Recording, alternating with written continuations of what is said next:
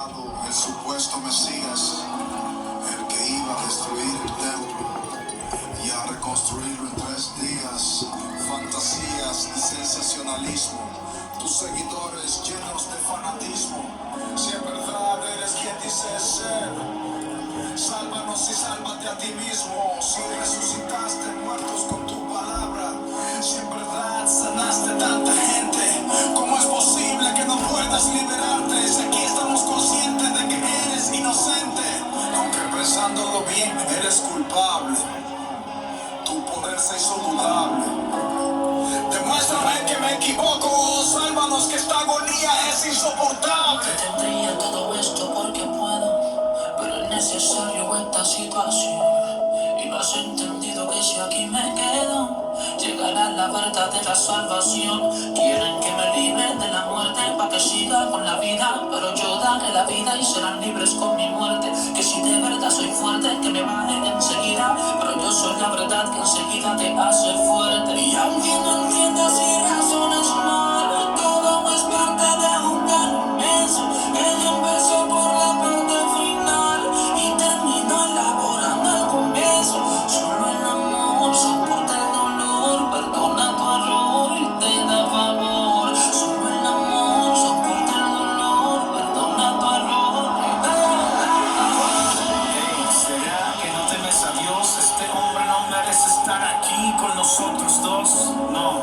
No seas indiferente, que a él lo han condenado injustamente. Él no tenía que atravesar este tormento. Sus verdugos sentirán el remordimiento. Presiento que este hombre es el hijo del Dios viviente. Creo que se está derramando sangre inocente. Jesús, yo no voy a reclamarte nada. Tú no me debes nada, yo nada merezco.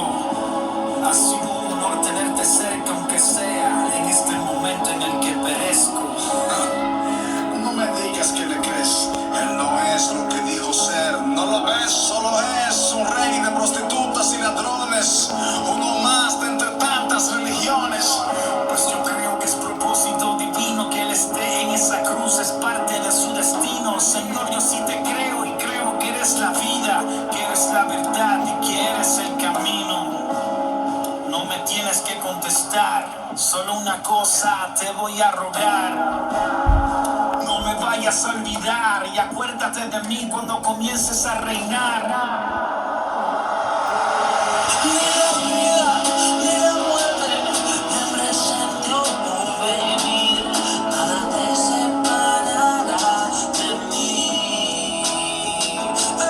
Ni la vida ni la muerte, ni el lugar en donde estoy, nada impedirá que estés en el paraíso hoy. Nada impedirá que estés en el paraíso.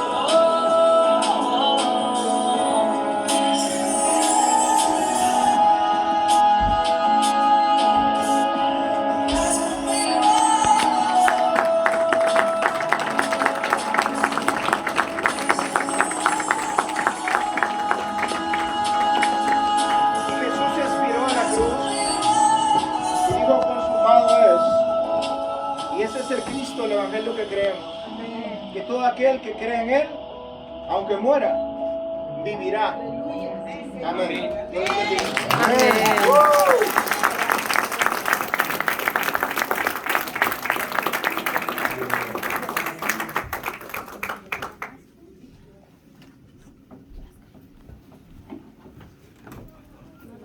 Gracias, Señor. Amén. Le damos otro aplauso al Señor, hermanos. Amén.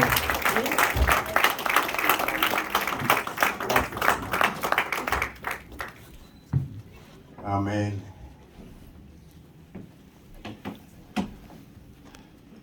Siempre me pregunté qué fue lo que el ladrón, uno de los ladrones en la cruz, miró en Jesús cuando le dijo: acuérdate de mí cuando vengas en tu reino.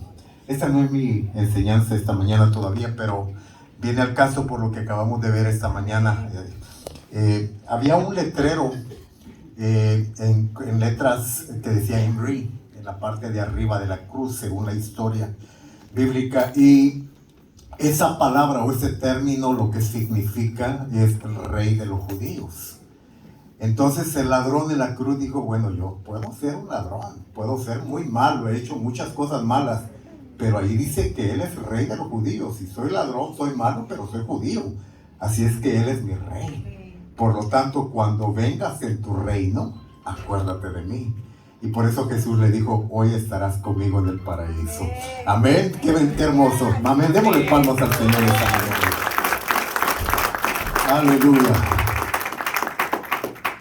Bueno, mis hermanos, pues damos gracias a Dios este día porque nos está permitiendo celebrar un día más de vida, pero también recordando la muerte, la sepultura, pero también la resurrección de nuestro Señor Jesucristo. Hace muchos años, en una plática que tenía con un compañero de escuela, él me decía, pero es que todas las religiones son iguales.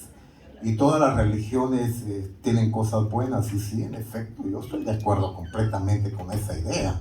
Todas las religiones tienen cosas buenas, pero no todas las religiones son iguales o son idénticas en todo. Por ejemplo, con todo respeto y con mucha humildad, pero a la misma vez con mucha alegría, puedo decir que, bueno, nuestros, ¿verdad? Los budistas, ¿verdad? Con todo respeto, van y veneran, ¿verdad?, la memoria de su líder religioso, ¿verdad? Pero los restos de esa persona están ahí. Los musulmanes tienen también su recuerdo de su líder religioso y ven, y ahí está la insignia de que, muchas gracias, de que su líder religioso está ahí. Pero cuando aquellos que han tenido la oportunidad de ir a Israel van a la tumba de Jesús, ahí dice, esa tumba está vacía, porque nuestro líder no está ahí. De acuerdo a la palabra de Dios, nuestro líder está sentado a la diestra del trono de la majestad, y eso es lo que nos hace diferentes, mis amados hermanos. Regálenme unos minutos, por favor. Voy a compartir esta mañana un pensamiento de la palabra basado en el libro de Primera de Corintios, capítulo 15. Carta del apóstol San Pablo a los Corintios. En el capítulo 15,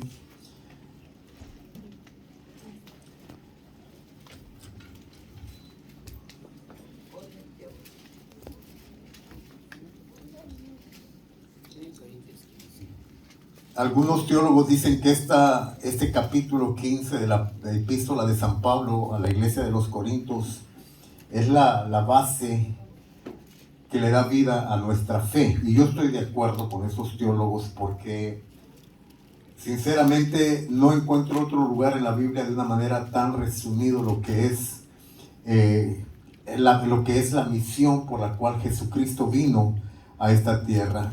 Ustedes me tendrán paciencia esta mañana todavía, porque vamos a leer varios versículos, pero ¿cuántos creen que es importante leer y meditar la palabra de Dios? Amén. Amén. ¿Cuántos quieren que Dios nos hable en este día por su palabra?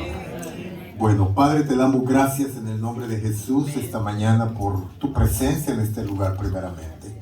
Gracias por regalarnos este tiempo, Dios, en el cual podemos congregarnos alrededor de la presencia de nuestro Señor y Salvador Jesucristo. Señor, hemos cantado, hemos ofrendado, hemos visto este precioso drama, pero ahora queremos oír tu voz, Espíritu Santo. Háblanos por medio de tu palabra, la Biblia. Que, Señor, pueda llegar tu voz a nuestras vidas, pueda ser semilla de vida sembrada en nuestros corazones y que fructifique al 100%, Dios, y que nos cambie, nos transforme y nos haga más semejantes a Jesús. Todo esto lo pedimos en el nombre de nuestro Salvador, nuestro dulce Salvador, Jesucristo. Amén. Apóstol San Pablo a la iglesia de los Corintios, en el capítulo 15, versículo 1, dice... En adelante leemos la palabra en el nombre del Padre, del Hijo y del Espíritu Santo. Además os declaro, hermanos, el evangelio que os he predicado. La palabra evangelio es buenas nuevas. Entonces Pablo está diciendo, hermanos, les declaro las buenas nuevas que he predicado, el cual también recibisteis, en el cual también perseveráis, por el cual asimismo, si retenéis la palabra que os he predicado, sois salvos, si no creísteis en vano. Porque primeramente os he enseñado lo que asimismo recibí, que Cristo murió por nuestros pecados, Amados hermanos, pueden decir conmigo: Cristo murió por mis pecados. Cristo murió por mis pecados. Conforme a las Escrituras, y que fue sepultado y que resucitó al tercer día. Diga conmigo: fue sepultado y resucitó al tercer día, conforme a las Escrituras. Ahora, después de su resurrección, dice Pablo que le apareció a Cefas, que es Pedro. Se le apareció a Cefas, después se le apareció a los 12, después apareció a más de 500 hermanos a la vez, de los cuales muchos viven aún y otros ya duermen. Ese término dormir significa ya murieron. Después apareció a Jacobo, hermano de Jesús, a todos los apóstoles, y al último de todos, como a un abortivo, me apareció a mí. Diga conmigo: el Cristo muerto, sepultado y resucitado me apareció a mí. Me apareció a mí, dice Pablo, porque yo soy el más pequeño de los apóstoles, porque yo soy el más pequeño de los apóstoles, que no soy digno de ser llamado apóstol, porque perseguía la iglesia de Dios. Pero por la gracia de Dios soy lo que soy, y su gracia no ha sido en vano para conmigo. Antes he trabajado más que todos ellos, pero no yo, sino la gracia de Dios conmigo. Porque o sea yo, o sean ellos, así predicamos. Porque sea yo, o sean ellos, así predicamos y así habéis creído. Pero si se predica, y aquí vamos a empezar a meditar esta mañana, pero si se predica de Cristo que resucitó de los muertos, ¿cómo dicen algunos entre vosotros que no hay resurrección de muertos?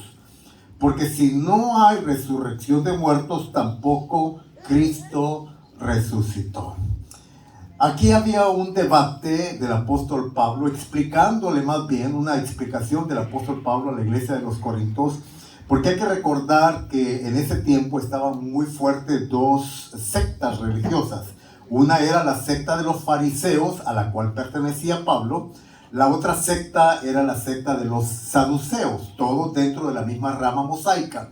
Pero los saduceos no creían en la resurrección de los muertos, no creían en los espíritus, no creían en los ángeles, no creían en nada de eso. Mientras que a la rama sectaria de donde Pablo venía, los fariseos, ellos sí creían en la resurrección de los muertos, creían en los ángeles, etcétera, etcétera. Entonces Pablo, a la iglesia de Corinto, la iglesia de Corinto era una iglesia fue una iglesia muy interesante. Pablo le tuvo que escribir 2 cartas, por cierto, y sería muy bueno que ustedes las analicen y las estudien en su casa, porque era una iglesia muy peculiar, muy interesante, muy espiritual por un lado, pero con una falta de carácter por otro. A esta iglesia es que Pablo les tiene que estar en el capítulo 15 afirmando su fe en el hecho maravilloso de que Cristo murió, fue sepultado, pero resucitó el tercer día. Ahora, lo hace de una manera muy puntual el apóstol Pablo, y les insiste de que esta es la base de la fe. Y les insiste de que si no logramos creer este principio, esta verdad, esta realidad que para mí es muy real, de que Cristo murió, fue sepultado, pero resucitó, entonces dice Pablo, la fe es vana. Si no logramos entender y digerir y creer con convicción este acto maravilloso de que Cristo no solo murió, no solamente fue sepultado, pero que resucitó al tercer día, entonces, si no logro creer eso, mi fe es vana. Ahora, esta palabra vana es muy interesante. Tiene 2 definiciones en el diccionario en castellano. Una, lo que significa es, vano significa algo que está vacío. En otras palabras, Pablo está diciendo, si no logro creer, no estoy convencido que mi Cristo resucitó, entonces mi fe es vana, es vacía, no tiene sentido. No tiene, pues, ¿qué gano entonces? ¿De qué me sirve todo lo que hago? ¿De qué me sirve las prácticas religiosas? ¿De qué me sirve venir a la iglesia? Permítanmelo poner dentro de este contexto. ¿De qué me sirve venir a la iglesia, cantar, aplaudir, ofrendar, dar mis diezmos? ¿De qué me sirve orar? ¿De qué me sirve todo? Si Cristo no resucitó, entonces todo lo que hago es vano, dice el apóstol Pablo. Si Cristo no resucitó. Pero luego vamos a seguir leyendo lo que dice el apóstol Pablo, por favor. Ahí en el capítulo 15 nuevamente, ahí estamos. Dice, pero verso 12 lo retomo. Pero si se predica de Cristo que resucitó a los muertos, ¿cómo dicen algunos entre vosotros que no hay resurrección de muertos? Porque si no hay resurrección de muertos, tampoco Cristo resucitó. Y si Cristo no resucitó, vana es entonces nuestra predicación, vana es también vuestra fe. Permítanme decirles el segundo significado de esta palabra vano. En términos de fruto, se compara a una semilla, pero a una semilla seca. Entonces dice el apóstol Pablo, si Cristo no resucitó como algunos dicen, entonces vuestra fe, la fe de ustedes y mi fe es como una semilla seca. Es como una semilla que aunque la sembremos no va a germinar porque está muerta. Es una semilla seca, no va a dar fruto, no va a fructificar, no va a germinar, no va a producir. Entonces nuevamente, ¿de qué nos sirve todo? Dice el apóstol Pablo, si Cristo no resucitó. Ahora, quiero decirles algo. Uno de los acontecimientos más atacados de nuestra fe cristiana es precisamente este hecho, de que Cristo resucitó.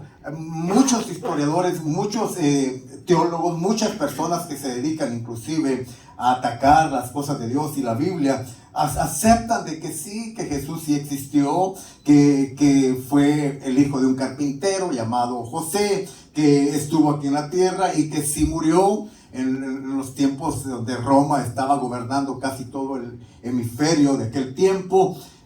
Pero cuando se llega al hecho de aceptar la realidad de la resurrección de Cristo, dicen eso no es verdad. Y han sacado diferentes teorías y es un punto de nuestra fe muy atacada.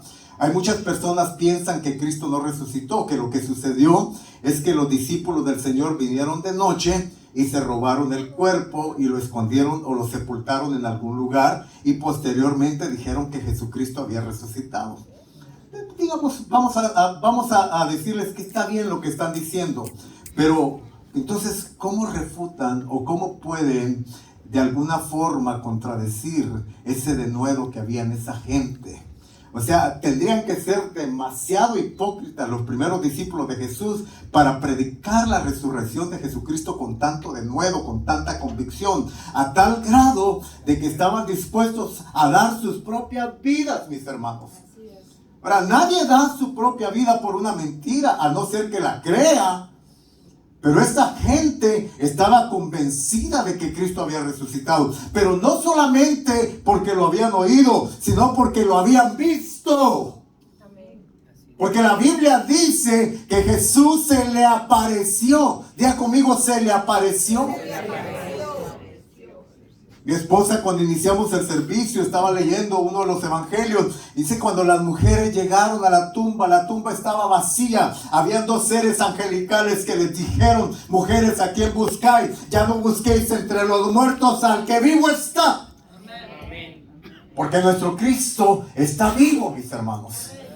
Y ese es el fundamento de nuestra fe. Eso es lo que nos ha cambiado, lo que nos ha transformado. Eso es lo que nos tiene ahora en este momento, en este lugar. Si no, yo no estaría aquí en este lugar. No me dedicaría a esto, habiendo tantas cosas por hacer. Pero es que estoy convencido que mi Cristo vive. Job decía, yo sé que mi Redentor vive. Y esto no me lo va a robar nadie, mis hermanos. Esto no me lo va a robar el mundo. Esta convicción no me la va a robar la historia mentirosa que muchos están contando hoy en día y atacando la fe cristiana. Esta es mi convicción de vida y estoy dispuesto a dar mi vida por esto. Amén. Así como mi Redentor la dio por mí. ¿Cuántos dicen gloria a Dios por eso? Gloria a Dios. Verso 16, porque si los muertos no resucitan, tampoco Cristo resucitó. Y si Cristo no resucitó, vuestra fe es vana. Aún estáis en vuestros pecados. Sin este acontecimiento de la resurrección del Señor Jesucristo, entonces todavía estuviésemos en pecado, todavía seríamos parte de ese grupo de gente que no ha logrado la redención, porque no hay religión que pueda lograr redención para el espíritu y para el alma del ser humano. La religión es solamente un intento de los hombres por tratar de calmar o apaciguar un poco el remordimiento del alma o del corazón. Eso es todo lo que la religión hace. Pero la religión no tiene la capacidad de redimir, no tiene la capacidad de traer redención, porque la redención únicamente se encuentra mediante el sacrificio maravilloso y de amor que hizo Jesucristo en la cruz del Calvario para nosotros, cuando derramó toda su sangre para que por medio de la sangre nos limpie y nos purifica de todos nuestros pecados. La sangre de Cristo es la que nos limpia y nos purifica de todo pecado. Paréntesis. Por cierto, algunas personas dicen, la fe cristiana es un poco, pues, es muy fácil. La fe cristiana es muy fácil. Porque, a ver, ¿cómo está eso? No tiene mucho dogma. Entonces, ¿cómo está esto de que un asesino, ¿verdad?, se arrepiente, va a la cárcel y en la cárcel se arrepiente, pide perdón al Señor, a Dios, y Dios lo perdona y lo limpia con su sangre? Eso es todo, es así. Aleluya. Pues sí, es así.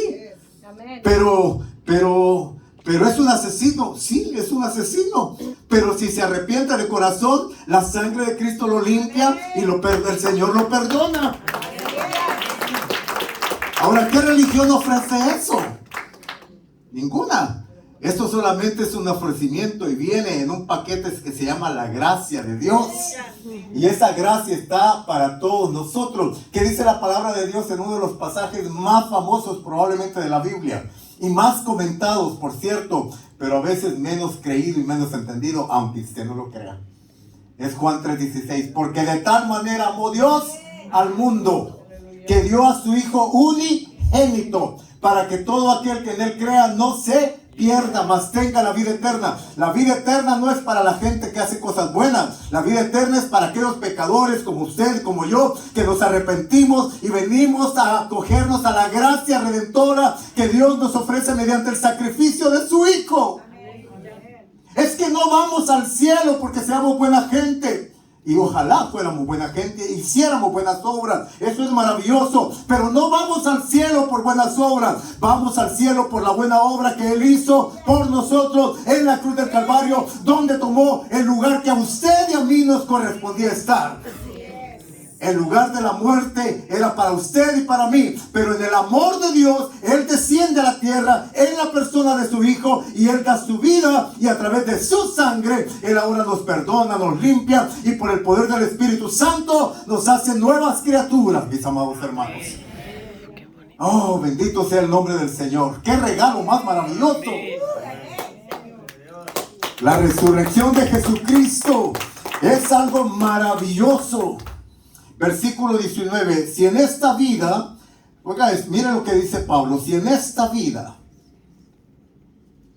solamente esperamos en Cristo, somos los más dignos de conmiseración de todos los hombres, si es que Cristo no hubiese resucitado.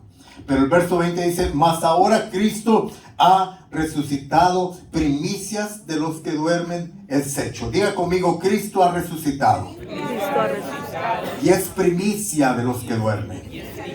¿Sabe lo que esto significa, mi amado hermano? Aquí hay una de las promesas más maravillosas que yo encuentro en la palabra de Dios. Que así como Cristo murió, fue sepultado, pero resucitó al tercer día, la palabra de Dios me asegura y me afirma, y yo lo creo, esta es mi fe, mi convicción en la palabra de Dios, que un día yo también voy a resucitar con Él. Primera de Tesalonicenses capítulo 4, verso 20 en adelante dice, porque los muertos en Cristo resucitarán primero. Los que hayamos quedado seremos arrebatados en los aires juntamente con el Señor y nos encontraremos con Él en los aires. Amén. Hermano, la muerte para un verdadero hijo de Dios no es otra cosa que un umbral para pasar a la verdadera vida. La muerte física sí existe y un día todos nos vamos a enfrentar a ella, pero bendito sea el nombre del Señor, que Dios dice que todos los que creemos en Él tenemos vida eterna. Diga conmigo, vida eterna. Juan capítulo 17, verso 3. Y esta es la vida eterna, que te conozcan a ti, el único Dios verdadero. El conocimiento de Jesucristo, el Dios verdadero, me da la garantía de que tengo vida eterna. La vida eterna es algo que voy a experimentar, nunca se va a terminar. Sí, este cuerpo físico material, porque es materia, un día se va a terminar. La Biblia dice que del polvo de la tierra somos y al polvo de la tierra volveremos. En el cuerpo materia, la carne, lo humano. Pero el espíritu, dice la palabra de Dios, vuelve a su creador. Y un día tenemos la promesa que vamos a habitar con él por la eternidad. Yo no sé si usted cree esto, pero yo creo que un día en el paraíso vamos a estar disfrutando de la presencia de nuestro Redentor que vive por los siglos de los siglos. Un día vamos a andar, yo lo creo, la Biblia lo dice, Apocalipsis capítulo 12, un día, sí es cierto, hay calles de oro, hay mar de cristal, y ahí vamos a tener mansiones celestiales en la presencia, pero lo más importante es que vamos a vivir bajo la luz y el amparo de nuestro Señor y Salvador Jesucristo, y el foco de nuestra atención va a ser su presencia, mis amados hermanos. Aleluya. Por eso es importante aprender a valorar y disfrutar la presencia de Dios en estos tiempos. Retomando el versículo 20, pero cada uno, versículo más, ahora Cristo ha resucitado de los muertos, primicia de los que duermen es hecho, porque por cuanto la muerte entró por un hombre, también por un hombre la resurrección de los muertos. Es decir, por medio de Adán, en el huerto del Edén, entró la muerte. Porque Dios había dicho, de todos los frutos de los árboles del huerto puedes comer, excepto del fruto del árbol de la ciencia del bien y del mal. El día que comas de ese fruto, ciertamente, diga conmigo, ciertamente, morirás. Ahora, Dios no juega. Cuando Dios dice algo, Él lo cumple. Dios no es como muchas veces, yo cuando mis hijos eran pequeños, cuando mis gemelos eran pequeños, a veces uno, Isaac, Abraham, te voy a dar papá, va a la 1, Abraham, Isaac, a las 2, a las 3, papá sigue contando, me decían, ya sé que no nos vas a hacer nada. No, cuando Dios dice ciertamente, cuidado. Porque lo que Dios está diciendo es, así como en este momento estás respirando, así de cierto es. Entonces, cuando Dios le dijo a Adán, ciertamente morirás, no estaba dándole una advertencia como muchas veces usted y yo lo hacemos con nuestros hijos. Él lo estaba hablando bien en serio, ciertamente morirás. Ahora, ¿qué sucedió? Adán y Eva en el huerto del Edén rompen, ¿verdad? Y desobedecen, quiero decir, a Dios. Y comen del fruto prohibido, que era el fruto del árbol de la ciencia, del bien y del mal. Y en ese momento, ¿qué sucede? Muere. Claro, el hombre vivió 937 años, Adán, 937 años físicamente. Pero la muerte que Dios había anunciado no solamente era la muerte física, era la muerte del ser íntegro. ¿Cuál es el ser íntegro? Espíritu, alma y cuerpo. Espíritu, alma y cuerpo. El ser integral. 1 Tesalonicenses capítulo 5, verso 23. Y todo vuestro ser, espíritu, alma y cuerpo, sean guardados irreprensiblemente hasta la venida de Cristo. El ser humano no es solamente cuerpo, tampoco es solamente el alma. Hoy en día en nuestra sociedad está muy avanzado y muy desarrollado el conocimiento del cuerpo físico, ¿verdad? Tenemos buenos doctores, excelentes hombres de ciencia que atienden el cuerpo físico. Y también en el campo de la psicología, ¿verdad? Hay buenos psicólogos, buenos terapeutas, buenos psiquiatras, etcétera, etcétera. Pero, ¿qué en cuanto al espíritu? No lo conocen. Porque el espíritu únicamente lo conoce Dios, porque Él es el que lo sopló en el huerto del Edén. Y Dios dio al hombre espíritu, sopló aliento de vida. Entonces, cuando Dios le dice a Adán en el huerto, ciertamente vas a morir. En primer lugar, vas a morir espiritualmente. ¿Cuál es la esencia de la muerte espiritual? La separación de Dios. Por eso es que hoy en día el hombre tiene vida física, tiene vida emocional, pero no tiene vida espiritual. Por eso es que el hombre tiene necesidad de inventar religiones, más de 1000 religiones, ya lo he dicho eso antes. Somos expertos en crear religiones. ¿Por qué? Porque dentro de nuestro ser llevamos algo que se llama espíritu y de alguna manera necesitamos llenarlo con algo o con alguien. Y si no lo llenamos con religión, lo llenamos con ciencia, lo llenamos con tecnología, lo llenamos con relaciones humanas, lo llenamos con cosas materiales como el dinero. De una u otra forma vamos a tratar de llenar esa necesidad interior que llevamos. Pero esa necesidad espiritual únicamente puede ser llenada por la presencia de Dios. ¿Cuántos dicen amén a esto? Entonces el hombre muere espiritualmente, que en esencia significa una separación de Dios. Usted y yo, antes de conocer a Dios mediante la fe en Cristo, sabíamos de Dios. Yo desde chico, yo me recuerdo que a mí en mi casa me enseñaron de Dios. A mí en estos días, precisamente en nuestros países, ¿verdad? La celebración de lo que se conoce como la Semana Mayor, la Semana Santa. Yo me acuerdo de 4 o 5 años, ahí mis padres me traían. Me vestían con todo respeto, ¿verdad? Me vestían con unos trajes blanquecitos y me ponían alas, me sentía angelito. Bueno, me decían que era un angelito. Nomás me quitaban las alas, me volvía diablito. Pero ahí estaba el angelito de 5 o 6 años, ¿no? Y ahí vamos en las profesiones, con todo respeto. No estoy queriendo ofender a nadie en las redes sociales, nada de eso, pero son nuestras realidades. Me enseñaron de Dios, ¿verdad? Me enseñaron a creer en un Dios, pero pude creerle a Dios hasta que Jesucristo vino a mi vida. Bueno, entonces el punto es que necesitamos entender que como seres humanos estamos muertos espiritualmente y que precisamente la resurrección de los muertos de Cristo apunta a esa resurrección de nuestro espíritu en primer lugar. Antes que lo emocional y antes que lo físico está lo espiritual. Porque la necesidad más grande del hombre no es la necesidad emocional. Lo emocional es el resultado de un fracaso espiritual que ya llevamos por dentro. ¿Por qué hay tanta depresión hoy en día? ¿Por qué hay tanta ansiedad? ¿Por qué bregamos con esas situaciones de ansiedad, de desesperación, de estrés? La palabra de estrés está de moda hoy en día. ¿Por qué mucha gente necesita medicina para ese tipo de cosas así? Son necesidades que todos nosotros en algún momento las hemos experimentado. Las necesidades emocionales. ¿Por qué hay tanta necesidad emocional? Sí, porque el alma obviamente, o sea, nuestras emociones, nuestros sentimientos están muy afectados. ¿Pero por qué están afectados? Están afectados por causa del pecado que se originó en el huerto del Edén allá con Adán y Eva. Porque Dios había dicho, ¿verdad? Pueden vivir en este paraíso, huerto del Edén, un lugar de deleite, un lugar de descanso, un lugar donde realmente se podía experimentar toda la frescura de la presencia de Dios, sin necesidad de estarse tratando de cubrir con hojas, ¿verdad? Fabricando delantales con hojas de árboles que representan religiones. O sea, ¿por qué Adán y Eva antes de su pecado estaban desnudos, no se avergonzaban, podían caminar? Y no solamente era una desnudez física, era una desnudez en primer lugar espiritual, desnudez emocional y también desnudez física. Pero había una transparencia. ¿Qué significa esa desnudez? Transparencia. Había una relación íntima. No se avergonzaban de nada. ¿Por qué? Porque estaban en un plano, de conciencias limpias. No había conciencia de pecado. No había culpabilidad. ¿Cuál es una de las cosas con las que más bregamos los seres humanos? La culpabilidad.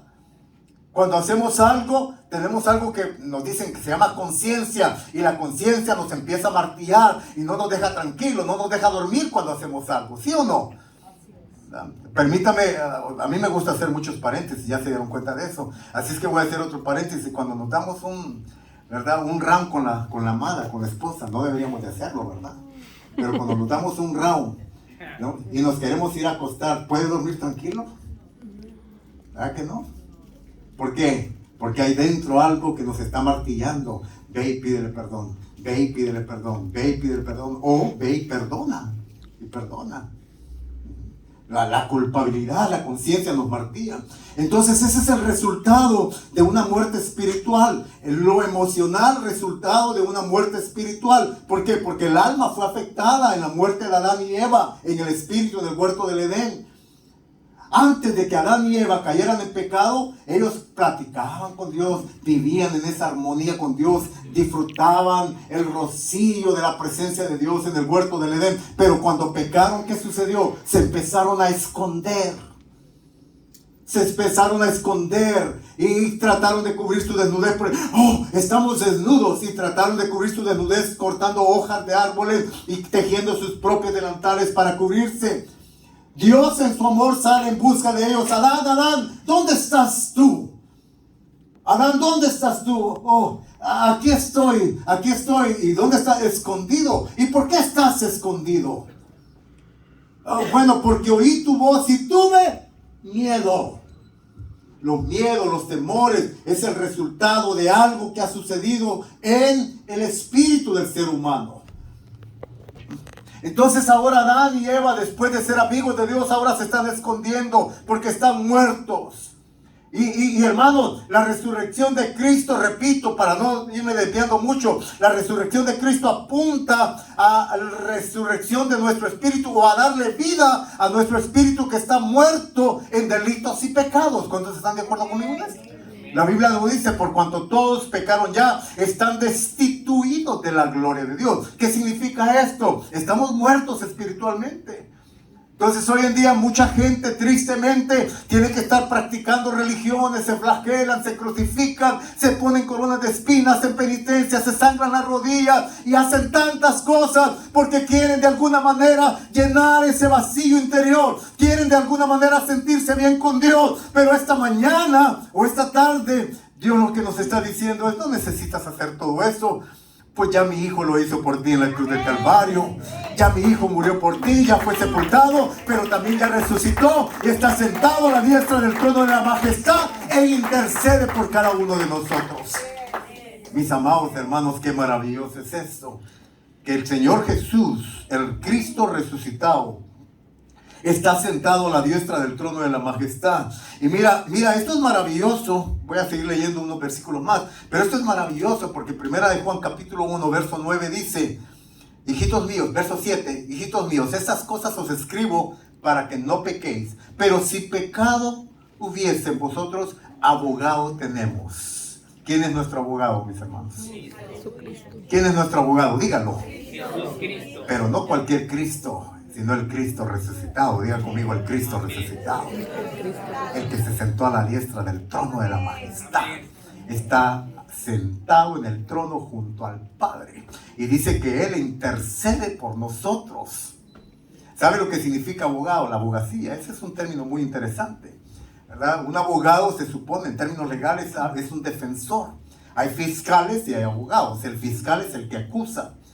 Cuando alguien comete un delito, el fiscal prepara todo el caso, lo llevan ante una corte, ahí hay un juez y presentan el caso. El fiscal presenta el caso y el fiscal empieza la acusación y empieza a decir: él merece la cárcel, o merece, donde hay la pena de muerte, merece la muerte por esto, esto y esto. El fiscal está presentando el caso de por qué esa persona es culpable.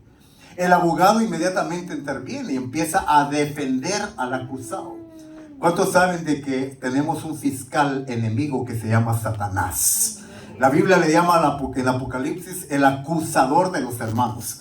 Cuando usted se equivoca, cuando usted falla, cuando yo me equivoco y fallo en algo, el fiscal, Satanás, el acusador de los hermanos, sí, ¿ya ves? Ahí está. Y dice que es tu hijo, dice que es tu hija, pero mira, hizo esto, hizo lo otro, hizo aquello, hizo allá. Y ahí está el acusador. Y el Padre, que es el juez justo, dice: pues sí, es verdad. Tiene toda la razón el fiscal. Pues mi hijo, ¿verdad? O fulano de tal, pues sí pecó. Y sí, la Biblia dice, ¿verdad? La paga del pecado es muerte. Y si pecaste, merece la muerte. Si pequé, merezco la muerte.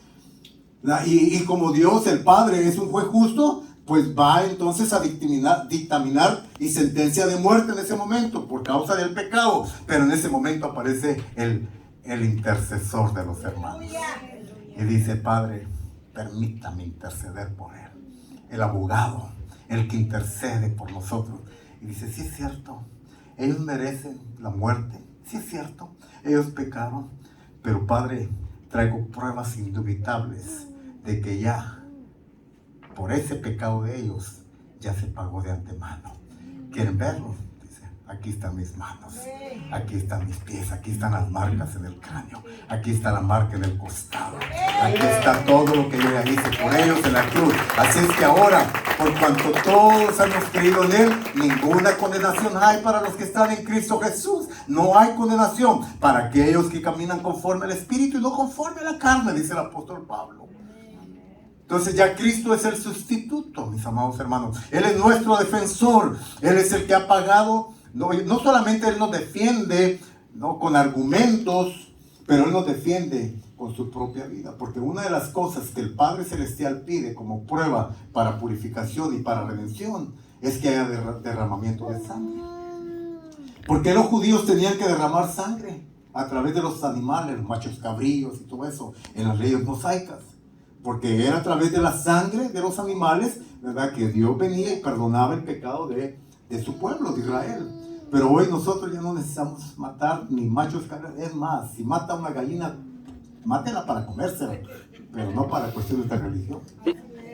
Y ahora ya no necesitamos derramar sangre de animales. ¿Por qué? Porque la sangre del Cordero de Dios ya fue derramada en la cruz del Calvario. Una vez y para siempre, dice la palabra de Dios.